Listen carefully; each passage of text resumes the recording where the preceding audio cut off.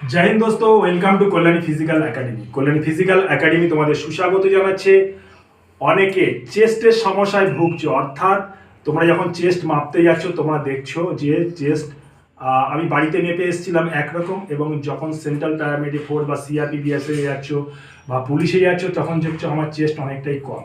সুতরাং যারা চেস্ট মাপছো না কেন তাদের বুঝতে হবে চেস্টটা কোথা দিয়ে মাপে। তোমরা নিজেদের মতন করে ডাক্তারি করবে না।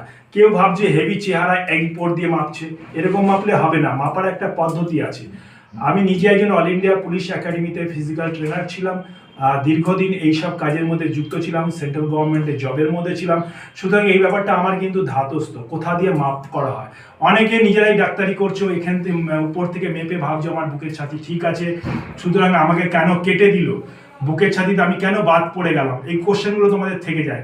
সুতরাং এরকম ধরনের যদি কোশ্চেন না থাকে তার জন্য বুঝতে হবে কোথা দিয়ে আমার ট্রেনিজ একটা কল্যাণী ফিজিক্যাল একাডেমি দাঁড়িয়ে আছে, আমি কোথা দিয়ে তার চেষ্টা মাপছি সেটাই কিন্তু তোমাদের দেখতে হবে। এবং তোমরা যখনই মাপবে এই ধরনের মাপ করে তবেই তোমরা সাকসেস পাবে। যারা ভাবছো মেজারমেন্ট করতে চাইছো আসতে পারো কল্যাণী ফিজিক্যাল একাডেমিতে, নিখরচা আমরা এখানে মেজারমেন্ট করে দেবো তোমাদের।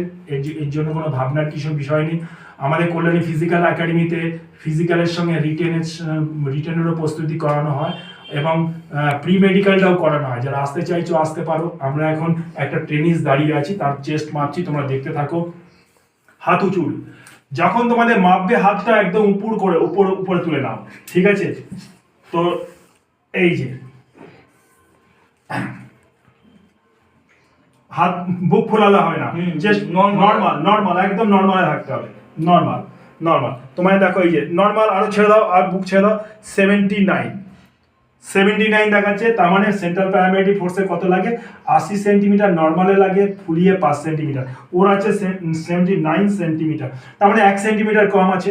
আমি চেস্টের ফিতাটা কোথা থেকে ধরেছি? নিচ থেকে ধরেছি, আমি কিন্তু এখান থেকে ফিতাটা ধরিনি, ঠিক আছে? এটা কিন্তু তোমাদের বুঝতে হবে। তো এবার এই যে 1 সেন্টিমিটার কম আছে, 1 সেন্টিমিটার কিন্তু বুকে তোমাকে ব্যান্ড ট্যাচ হোক, ডিপস ডাউন হোক, বা তোমাকে বেঞ্চ প্রেস হোক, রডের সাহায্যে কিন্তু 1 সেন্টিমিটার কন্টিনিউ চালিয়ে যেতে ব্যায়াম করতে হবে। সুতরাং এখানে দেখলে এবারে আমি ফোলাতে বলছি, 5 সেন্টিমিটার ফোলাও। হ্যাঁ, ওর ফোলানোটা খুব ভালো, ফোলাতে সাকসেস হয়েছে, 5 সেন্টিমিটার ফুলিয়েছে।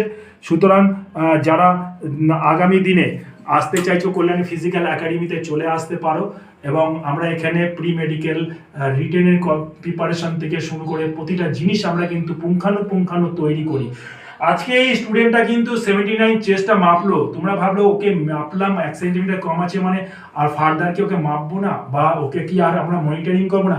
টাইম